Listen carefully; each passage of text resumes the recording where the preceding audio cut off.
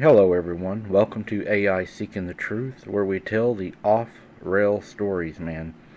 And we got some off-rail stories on this channel for sure. If you haven't subscribed, I'd like to invite you to subscribe. We just passed the 500 subscription mark, guys. That's awesome. We are headed for 1,000. That is the goal. So if you haven't subscribed, I'd like to invite you to subscribe so we can keep this channel going. And if you like this comment, subscribe, ring the bell, and hit the all, and watch our videos and like them, and we'll continue to put them out, guys. Usually, I didn't use these, and Sarah said I needed to start archiving these. It didn't match abnormal, and tell them on this page, so we're going to see how it does. I'm a 16-year-old male, very adventurous, and often I do stupid, impulsive things. I live in a sleepy town where nothing exciting ever happens. A couple of months ago, my friends and I discovered an uncharted cave in the middle of some neighborhoods. We've explored about half a mile underground. Nothing bad has ever happened to us. Today, I decided to go back to the cave and explore more. I asked my friends if they wanted to come, but of course they said no. My girlfriend didn't like the idea of me going alone, but I didn't think it was a great idea for her to come with me. So I ended up going alone, bringing a lantern, my phone, and a plastic bag to keep my phone dry. I knew exactly where I was going, and I had been there before multiple times. As I made my way deeper into the cave, I noticed the water was much deeper than usual, and everything was much muddier. I got to the part where I had stopped with my friends before and checked my phone. It had been about 45 minutes since I entered the cave. I continued on, but suddenly the ground gave out beneath me. I managed to wedge myself between two walls and pull myself up. I realized I had to turn back, but a 6-foot ledge I had just jumped down had nothing underneath it to climb back up. It took me about 10 minutes to jump up and drag myself up, getting pretty banged up in the process. That's when I started noticing footsteps, small, quiet pitter-patters every few seconds. I hustled back through the cave, hearing the footsteps the whole way.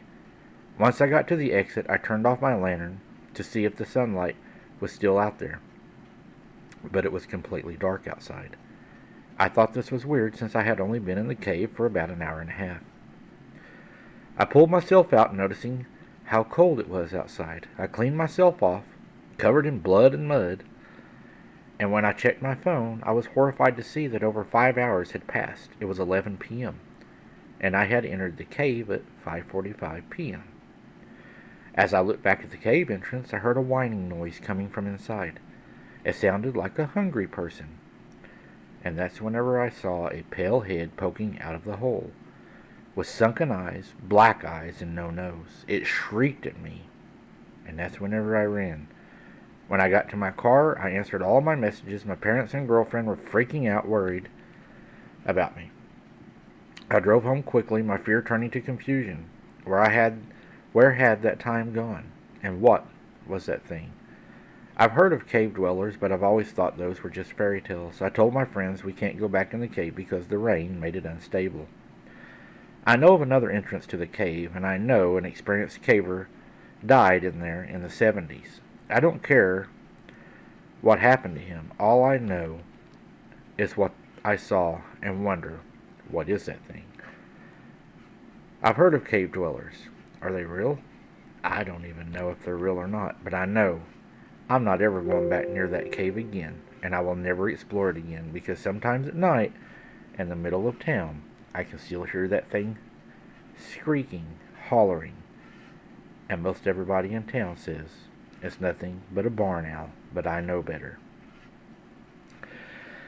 Number one, I wouldn't go in a cave because caves can have methane gas and you may not have any oxygen in there, number one. Number two, you can get lost, trapped in there, cave-ins, all kinds of dangers, snakes and other animals making dens in there. But another thing I was thinking about is how many times do people in town or the country hear a sound a lot and they just attribute it to an animal that they think it is, that it's really not, just to maybe give themselves peace. How many times do you think we make this mistake? Let me know in the comments.